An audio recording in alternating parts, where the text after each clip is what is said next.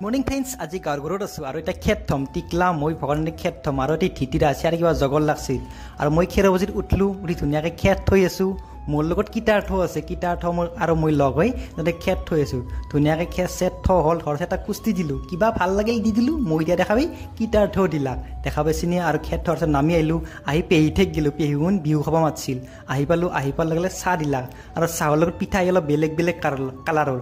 চাহ তাহ খালোঁ, চাহ তাহ খাই উঠি বাটৰ দিকে ওলাই আহিলোঁ। আহোঁতে বাটত দেখা পালে মধুৰিআম বা সৈফ্ৰম বুলি কওঁ, এতিয়া আমি সৈফ্ৰম খালোঁ। টিকলা মই লিকু আৰু ভকত এনেকৈ সৈফ্ৰম খালোঁ আৰু সৈফ্ৰম ইমান টেষ্টি। আৰু লিকুই চাইকেল চলি আছে, তাই মোবাইল দেখা পেলাই অলপ লাজ কৰে। তাৰপিছত আমাক খাব দিলাক জলপান, দৈ চিৰা পেৰা মিঠে এনেকৈ জলপান খালোঁ আৰু জলপানী ইমান টেষ্টি হৈছে। আমাৰ লগত লিকুও খালাক, তাই দেখা পাইছিলে মোবাইলটো দেখা পেলাই লুকাই আছে।